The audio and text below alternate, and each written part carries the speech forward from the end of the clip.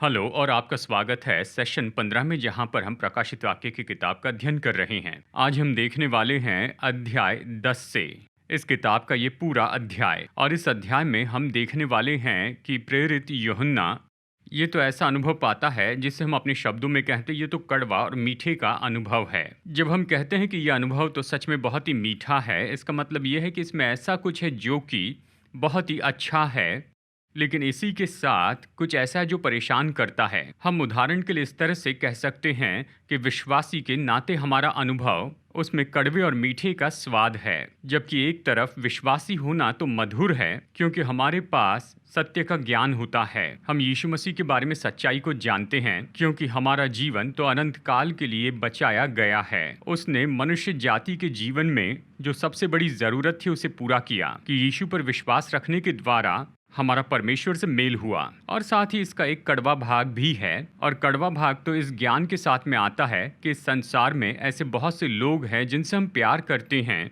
और हम ये भी जानते हैं कि उन्होंने यीशु की सच्चाई का इनकार किया है। और हम जानते हैं कि प्रभु यीशु मसीह को अपना उद्धारकर्ता और प्रभु स्वीकार करने से हटकर हम तो पाप में ही रहेंगे। जो व्यक्ति यीशु का इनकार करता है वो तो पश्चाताप न करने वाला, क्षमा न पाया पापी है। हम बाइबल के अध्ययन में जानते हैं, रोमियो की पत्री कहती है ऐसे पाप जिनका पश्चाताप नहीं किया गया है उसकी मजदूरी तो मृत्यु है। हम यीशु मसीह को स्वीकार करके विश्वासी बने हैं। ये तो अद्भुत है क्योंकि हम जानते हैं कि हम पाप और मृत्यु की सजा से बचे हैं। पर यह बात परेशान करती कि वो लोग जिन्हें हम प्रेम करते हैं उन्होंने यीशु को स्वीकार नहीं किया है, वो उस अनंत काल की मृत्यु का सामना करते हैं। और इस तरह का अनुभव प्रेरित यूहन्ना ने वहां पर पाया था, जैसे वो स्वर्गदूत से मिलता है जो उसे एक किताब देता है जिसमें भविष्यवाणी दी गई थी। इस अध्याय में यूहन्ना को जो भविष्यवाणी दी गई है इसमें निश्चय एक मिठास की बात तो है, क्योंकि ये उसे इस बात की जानकारी देता है कि प्रभु सब कुछ ठीक करने पृथ्वी पर आएंगे और ये जल्दी ही होने वाला है। और इस भविष्यवाणी में जो खबर है निश्चय इसका एक कड़वा प्रभाव भी है, क्योंकि ये प्रकट करेगा कि पृथ्वी पर ऐसे भी बहुत बड़े न्याय आने वाले हैं जो प्रभु के आगमन के पहले आना बहुत ही ज़रूरी है। अब तक जो हमने प्रकाशित वाक्य की किताब का अध्ययन किया है इसमें हमने पहले 9 अध्याय में देखा है, अध्ययन किया है। ये तो हमें क्लेश काल के समय के बिल्कुल बीच में लेकर आता है, यानी क्लेश काल के 7 साल के बीच में। जैसे हम अध्याय 10 में आते हैं और यही बात अध्याय 11 के बारे में भी बिल्कुल सच है। अब हम मानो एक तरफ आ जाएंगे, जैसे कि हम क्लेश काल में होने वाले इस क्रम का अध्ययन कर रहे थे, और अब हम इस भविष्यवाणी का अध्ययन करेंगे। और अध्याय 11 में हम उन 2 गवाहों के बारे में अध्ययन करेंगे जिन्हें प्रभु पृथ्वी पर भेजते हैं। अध्याय 10 में हमें एक सामर्थी स्वर्गदूत के बारे में बताया गया। वो स्वर्ग से आता है कि यूहन्ना को एक छोटी किताब दे, जिसे बताया गया कि यूहन्ना उसे खा ले। और जैसे वो इस किताब को खाता है तो वो किताब तो मीठी होगी उसके मुंह में, परंतु उसके पेट में कड़वी होगी। अब ये ऐसा समय है जहाँ पर परमेश्वर यूहन्ना पर प्रकट करते हैं बाकी वो सारी कहानी कि कैसे क्लेश काल में जो बाकी रह गया है वो कैसे प्रकट होगा, इसके पहले कि प्रभु अपने संतों के साथ पृथ्वी पर आए। तो आइए इस अध्याय के पहले 7 वचनों को पढ़कर हम यहाँ पर शुरू करते हैं, और फिर वचन 8 से 11 हम इस अध्ययन में बाद में पढ़ेंगे। ये इस तरह कहता है, अध्याय 10 वचन 1 से आगे। फिर मैंने एक और शक्तिशाली स्वर्गदूत को बादल ओढ़े हुए स्वर्ग से उतरते देखा। उसके सिर पर मेघ धनुष था, उसका मुंह सूर्य के समान और उसके पांव आग के खंभे के समान थे। उसके हाथ में एक छोटी सी खुली हुई पुस्तक थी। उसने अपना दाहिना पांव समुद्र पर और बायां पैर पृथ्वी पर रखा और ऐसे बड़े शब्द से चिल्लाया जैसे सिंह गरजता है। और जब वो चिल्लाया तो गर्जन के 7 शब्द सुनाई दिए। जब 7 गर्जन के शब्द सुनाई दे चुके तो मैं लिखने पर था, पर मैंने स्वर्ग से ये शब्द सुना, जो बातें गर्जन के उन 7 शब्दों में सुनी है, उन्हें गुप्त रख और मत लिख। जिस स्वर्गदूत को मैंने समुद्र और पृथ्वी पर खड़े देखा था, उसने अपना दाहिना हाथ स्वर्ग की ओर उठाया, और जो युगान युग जीवता है और जिसने स्वर्ग को और जो कुछ उसमें है और पृथ्वी को और जो कुछ उस पर है और समुद्र को और जो कुछ उसमें है सृजा है, उसकी शपथ खाकर कहा, अब और देरी न होगी। वरन 7वें स्वर्गदूत की तुरही फूंकने पर होने वाले शब्द के दिनों में परमेश्वर का गुप्त मनोरथ उस सुसमाचार के अनुसार जो उसने अपने दास भविष्यवक्ताओं को दिया पूरा होगा। तो आइए प्रार्थना करते हैं। पिता परमेश्वर, आज हमारे साथ यहाँ होने के लिए धन्यवाद। प्रभु, हम प्रार्थना करते हैं कि आपकी आत्मा हमारे हृदय और मन की समझ को खोल दे कि हम आज इस वचन की सच्चाई को स्वीकार करें। हम यीशु के बहुमूल्य नाम में प्रार्थना करते हैं, आमेन। जैसे हम अध्याय 10 शुरू करते हैं तो हमारे मन में सबसे पहला सवाल ये आता है, वो ये है कि अध्याय 10 के वचन 1 में ये जो स्वर्गदूत है ये कौन है। अब कुछ विद्वान लोग इस स्वर्गदूत की पहचान के बारे में कहते हैं और कुछ विद्वान विश्वास करते हैं। वचन 1 में उसका जो विवरण दिया गया उसके कारण हम यहाँ पर स्वयं प्रभु यीशु मसीह के विवरण को देख रहे हैं। देखिए, वचन 1 में उसका विवरण इस तरह से दिया गया है कि वो बादल ओढ़े है और उसके सिर पर मेघ धनुष है और सूर्य के जैसे मुंह हैं। उसके पांव पीतल के खंभे जैसे हैं। और वो इसकी तुलना प्रकाशित वाक्य अध्याय 1 में हमने जो यीशु का विवरण देखा है उसके साथ करते हैं। देखिए, ऐसे बहुत से वचन हैं जो कि यीशु मसीह का विवरण इस तरह से बताते हैं कि वो बादलों पर हैं और मेघधनुष है जो कि उसकी दया का चिन्ह है और उसमें सूरज का तेज है। तो देखिए, ऐसे कुछ विवरण हैं जो कि अध्याय 1 से मिलते जुलते हैं। ये मानो इस तरह से है कि स्वयं यीशु मसीह अपने हाथों में ये छोटी पुस्तक लेकर आते हैं। लेकिन मैं सोचता हूँ कि ये दृष्टिकोण सही होगा कि ये स्वर्गदूत तो प्रभु यीशु मसीह नहीं है। ये तो निश्चय एक सामर्थी और प्रभावी स्वर्गदूत है, लेकिन वो तो प्रभु यीशु मसीह से पूरी तरह से अलग है। देखिए, ऐसे बहुत से कारण हैं कि हम ये विश्वास करें कि ये स्वर्गदूत तो प्रभु यीशु मसीह नहीं है। सबसे पहले, हालांकि निश्चय पुराने नियम में बहुत सी जगहों पर जहाँ पर जन्म लेने के पहले यीशु मसीह का आना बताया गया, कहा गया कि प्रभु का दूत,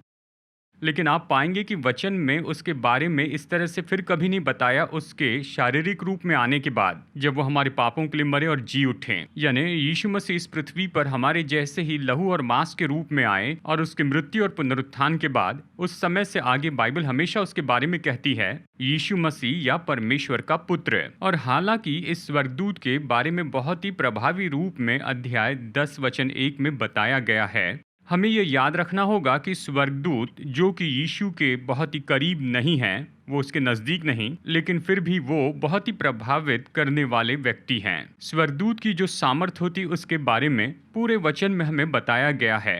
उदाहरण के लिए देखिए, दूसरा राजा अध्याय 19 में हम देखते हैं कि यहाँ पर एक स्वर्गदूत है जिसने एक रात में ही 1,85,000 अरामी सेना को मार दिया। भजन 103:20 में, हे यहोवा के दूतो, तुम जो बड़े वीर हो, उसके वचन के मानने से उसको पूरा करते हो, उसको धन्य कहो। प्रकाशित वाक्य अध्याय 5 वचन 2 में हम पढ़ते हैं, हमें यहाँ पर एक स्वर्गदूत के बारे में बताया गया जिसे एक सामर्थी स्वर्गदूत कहा गया है।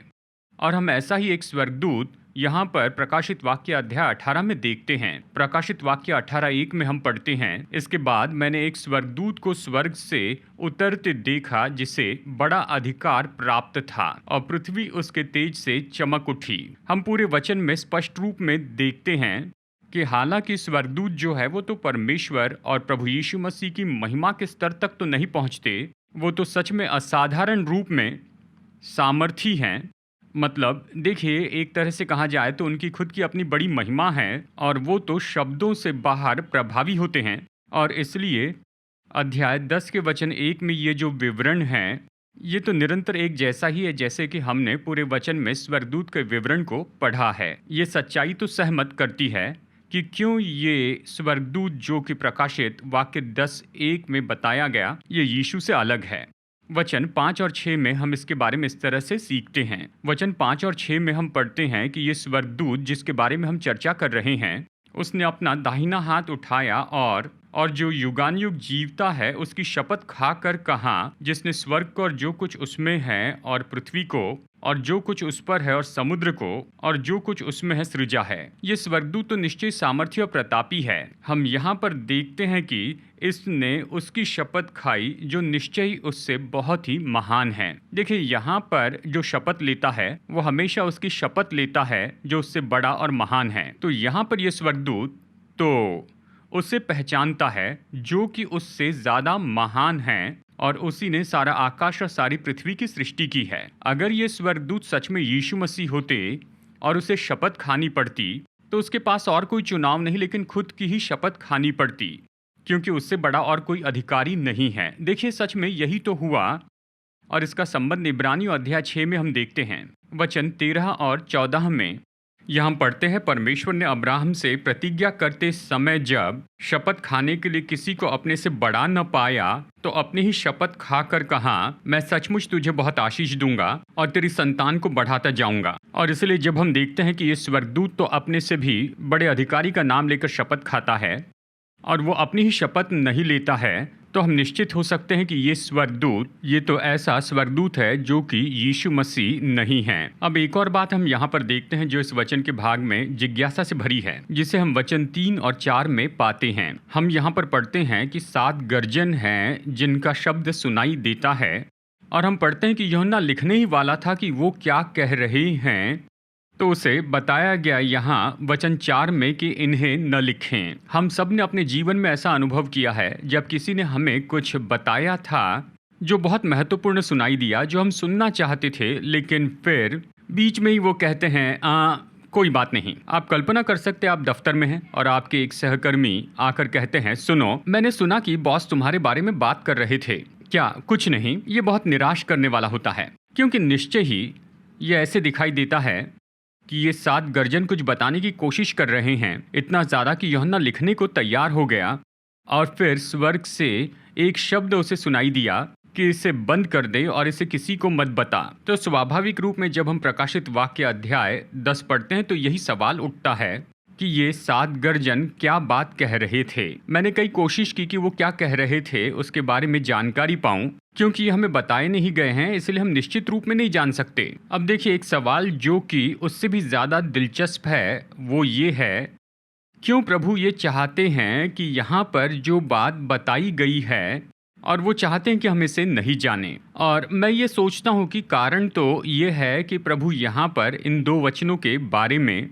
इसका प्रकाशन हमें देना नहीं चाहते, कि हमें ये बताना चाहते हैं कि जो बातें परमेश्वर हम पर प्रकट करते हैं, यानी ऐसी बहुत सी और भी बातें हैं जो वो खुद के लिए रखते हैं, यानी केवल परमेश्वर ही उन बातों को रखते हैं केवल अपने ही लिए। ये एक जरिया है कि हमें प्रोत्साहित करें कि सारी बातों में उस पर भरोसा रखें। देखिए एक वचन है जो कि इसी तरह से बताता है, व्यवस्था विवरण 29 वचन 29। ये वचन व्यवस्था विवरण 29 ये वचन है जो हमें ये समझने में मदद करता है कि परमेश्वर का उद्देश्य ये है कि ये सब कुछ देखने में मदद करें जिसका हमें उत्तर नहीं मिलता है, जो केवल उसके लिए रखा गया है। यहाँ पर व्यवस्था विवरण 29 कहता है, गुप्त बातें हमारे परमेश्वर यहोवा के वश में हैं, परंतु जो प्रकट की गई हैं वे सदा के लिए हमारे और हमारे वंश के वश में रहेंगी। इसलिए कि इस व्यवस्था की सब बातें पूरी की जाए। प्रभु ने प्रकट किया जो बातें प्रभु चाहते हैं कि हम जान ले, यानी हम अपना जीवन उसकी व्यवस्था के अनुसार जिए, वो उसने हमें दिए हैं। और ऐसी बहुत सी चीज़ें हैं, ऐसी चीज़ें जो कि खास करके हमसे जुड़ी हुई हैं, जिसे परमेश्वर ने रोक के रखा है। ऐसी गुप्त चीजें हैं कि केवल वही जाने। इस पृथ्वी पर विश्वासी के रूप में हमारे चलने के द्वारा ऐसा समय रहेगा जब हम ऐसा कुछ होते देखेंगे और हम ऐसा कुछ समझने की कोशिश करेंगे जो कि हुआ है।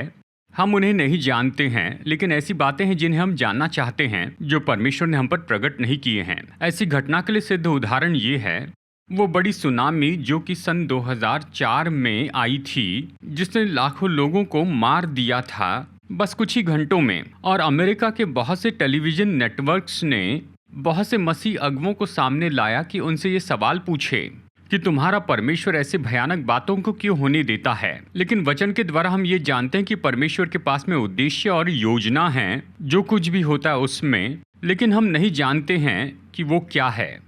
और देखिए वही तो मैं बताना चाहता हूँ। उन सारी घटनाओं में परमेश्वर हमें यही करने के लिए बुलाते हैं और मैं सोचता हूँ कि हमारे इस वचन में यही कहता है, जिन बातों को परमेश्वर ने अपने लिए रखा है उसके लिए हमें केवल उस पर भरोसा रखना चाहिए। और निश्चय वो दिन आएगा जब परमेश्वर चाहेंगे कि जिन बातों को हम जानना चाहते हैं उन सारी बातों का हमें जवाब दे जो हम पहले नहीं जानते थे। इसके लिए अच्छा उदाहरण है कि उस समय जब यीशु अपने चेलों के साथ इस पृथ्वी पर थे और जैसे क्रूस का वो दिन पास आ रहा था, उसने उनसे कहा कि ऐसी बहुत सी बातें हैं जो मैं तुम्हें बताना चाहता हूँ, लेकिन अभी तुम उसे नहीं समझ सकते हो और सत्य का आत्मा ये सारी सच्चाई तुम्हें बाद में बताएगा। इसका सिद्ध उदाहरण है प्रकाशित वाक्य की किताब। प्रकाशित वाक्य में हम सीखते हैं ये यीशु के पृथ्वी पर रहते हुए प्रेरितों को नहीं दी गई, यानी यीशु स्वर्ग में उठाए जाने के लगभग 50 साल के बाद में यूहन्ना ये प्रकाशन पा रहा है। अब हम यहाँ पर देखते हैं कि स्वर्गदूत किस बात की घोषणा करता है। यहाँ पर वचन 6 और 7 में देखिए, वचन 6 के अंत में वो ये कहता है कि अब कोई देरी तो नहीं होगी। और फिर वो यहाँ पर बताता है 7वें स्वर्गदूत की तुरही के बारे में, जो कि 7वीं तुरही का न्याय है। और इन तुरही के न्याय का हम अध्ययन कर रहे थे अध्याय 9 में कि 7वीं तुरही का जो फूंका जाना है वो तो लेकर आएगा, यानी परमेश्वर के भेद का पूरा होना। अब 7वीं तुरही का फूंका जाना जो यहाँ पर कहता है वो ये तो 7 साल के क्लेश काल के दूसरे आधे भाग को शुरू करेगा। 7 साल के क्लेश काल का आधा समय। अब देखिए, ये तो निश्चय ही वो मधुर भाग है जिसके बारे में यूहन्ना सीख रहा है कि प्रभु का आगमन तो यहाँ इस समय से केवल कुछ ही समय की दूरी पर है। अब हमें देरी के इस विचार के बारे में सोचना चाहिए कि प्रभु क्यों इंतजार करते हैं। देखिए, प्रभु क्यों रुके हुए हैं लगभग पिछले 2000 साल से और वो अब तक वापस नहीं आए। तो हमें निश्चय यहाँ पर देखना होगा कि ये जो राह देखना है ये तो परमेश्वर की दया और धीरज है कि वो लोगों को, यानी पृथ्वी के पापियों को और समय दे कि पश्चाताप करके विश्वास में आए। पौलुस, माफ कीजिए, पत्रस एक और भविष्यवाणी के बारे में कहता है।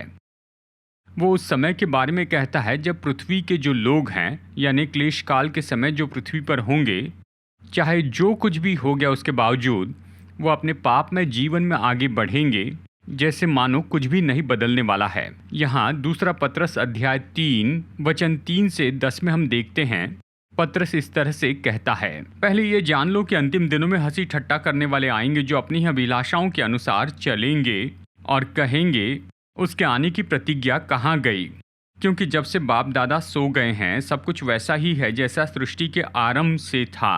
वे तो जानबूझकर ये भूल गए कि परमेश्वर के वचन के द्वारा आकाश प्राचीन काल से विद्यमान है और पृथ्वी भी जल में से बनी और जल में स्थिर है। इसी के कारण इस युग का जगत जल में डूबकर नष्ट हो गया, पर वर्तमान काल के आकाश और पृथ्वी उसी वचन के द्वारा इसलिए रखे गए कि जलाए जाए और ये भक्तिहीन मनुष्यों के न्याय और नष्ट होने के दिन तक ऐसे ही रखे रहें। हे प्रियो, ये बात तुमसे छिपी न रहे कि प्रभु के यहाँ एक दिन 1000 वर्ष के बराबर हैं और 1000 वर्ष एक दिन के बराबर। प्रभु अपनी प्रतिज्ञा के विषय में देर नहीं करता जैसे देर कुछ लोग समझते हैं, पर तुम्हारे विषय में धीरज धरता है और नहीं चाहता कि कोई नष्ट हो, वरन ये कि सबको मन फिराव का अवसर मिले। परंतु प्रभु का दिन चोर के समान आ जाएगा। उस दिन आकाश बड़ी हड़हड़ाहट के शब्द से जाता रहेगा और तत्व बहुत ही तप्त होकर पिघल जाएंगे, जबकि ये सब वस्तुएं इस रीति से पिघलने वाली हैं। अब देखिए ये संदर्भ जो कि स्वर्गदूत यहाँ पर इन वचनों में कहता है और जो पत्रस यहाँ पर कहता है दूसरा पत्रस अध्याय 3 में, यहाँ पर ये देरी बताई गई जो परमेश्वर ने आने दी है।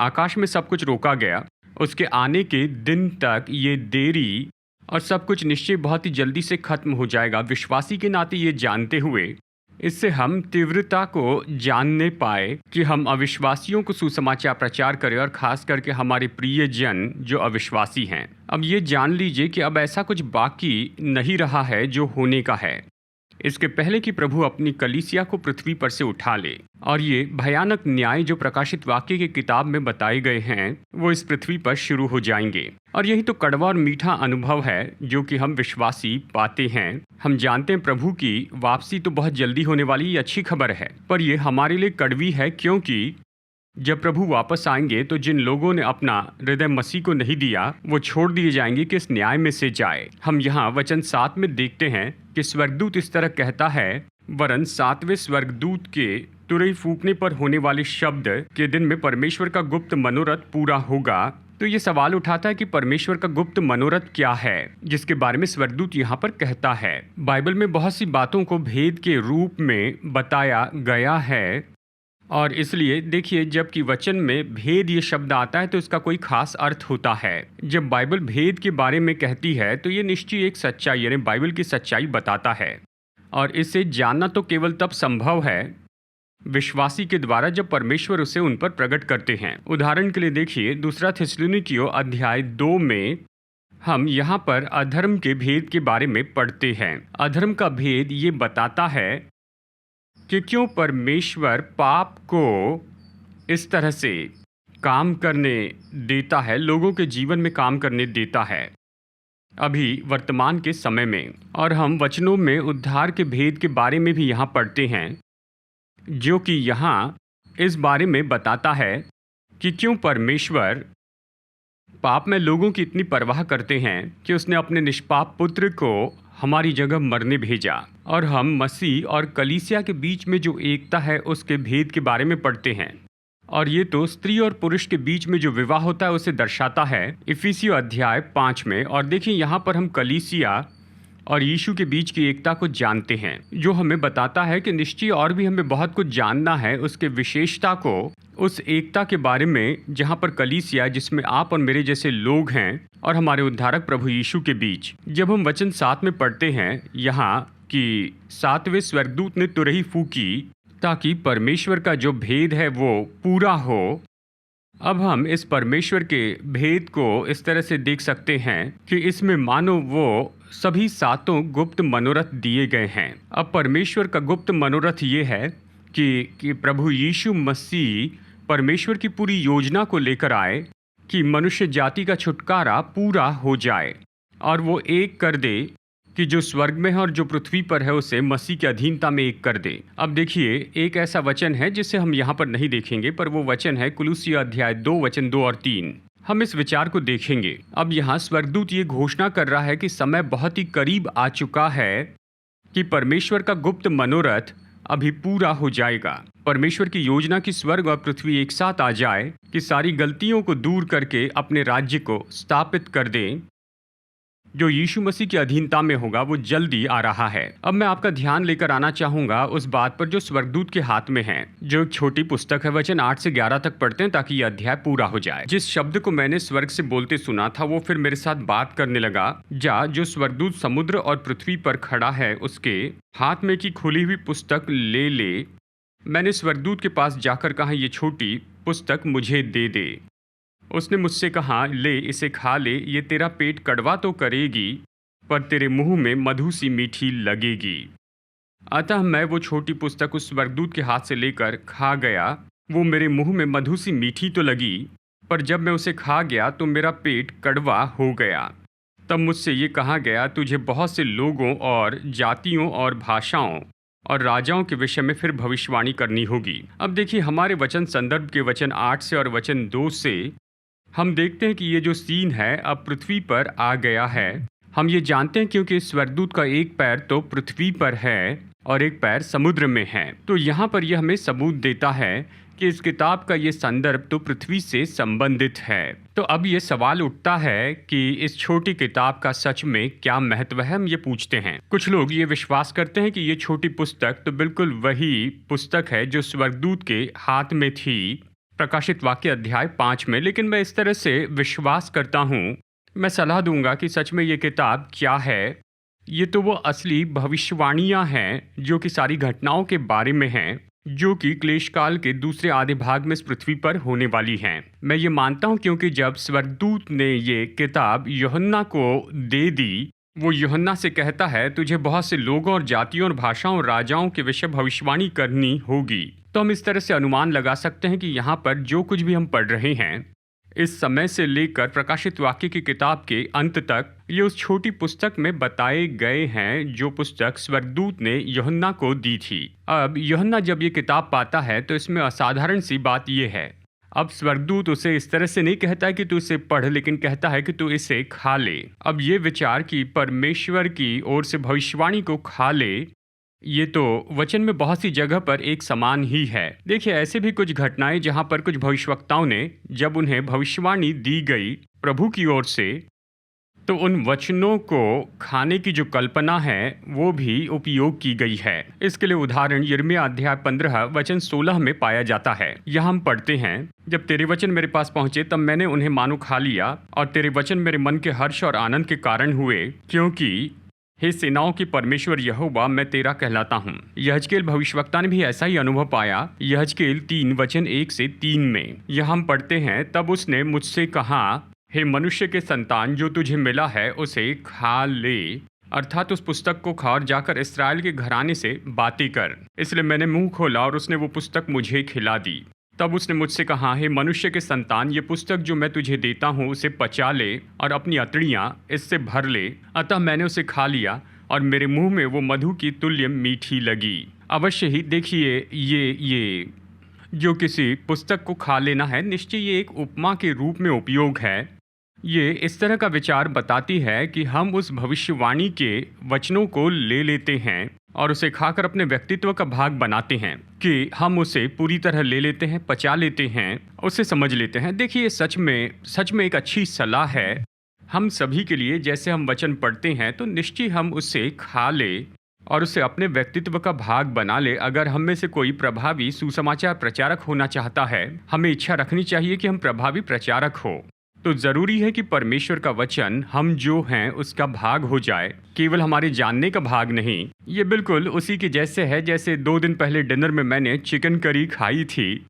मैंने उसे खाया और अब वो मेरा भाग हो गई है। इसी तरह से जैसे हम परमेश्वर का वचन पढ़ते हैं, जैसे उदाहरण के लिए अब पढ़ रहे हैं, हमें उसे हम जो है उसका भाग बनाना है और फिर उसी तरह से हम जीते चले जाएंगे। यूहन्ना बताता है कि जो भविष्यवाणी उस स्वर्गदूत ने उसे दी थी, जब यूहन्ना ने उसे खा लिया तो उस पर क्या प्रभाव पड़ा। वचन 10 में कि जब उसने उसे खा लिया तो उसके मुंह में वो मधु सी मीठी लगी, पर उसके पेट में कड़वी थी। यूहन्ना जान गया कि इस पृथ्वी पर क्या आने वाला है वो तो मीठा है, क्योंकि वो अभी देख सकता है कि ये जो दिन है वो तो बहुत ही करीब आने वाला है, जब परमेश्वर पृथ्वी पर राज्य करेंगे और सब कुछ बिल्कुल सही कर देंगे। लेकिन वो उसके पेट में कड़वी लगी, क्योंकि वो जानता था कि किस तरह के दुख अविश्वासियों पर आएंगे, जो परमेश्वर के क्रोध और परमेश्वर के न्याय में आएंगे, क्योंकि उन्होंने यीशु को अपना प्रभु और उद्धारक नहीं माना है। मैं आप सभी लोगों को प्रोत्साहित करना चाहता हूँ जो इस अध्ययन को अभी सुन रहे हैं, कि आप ऐसे लोग हो जो वचन को खा लेने वाले हो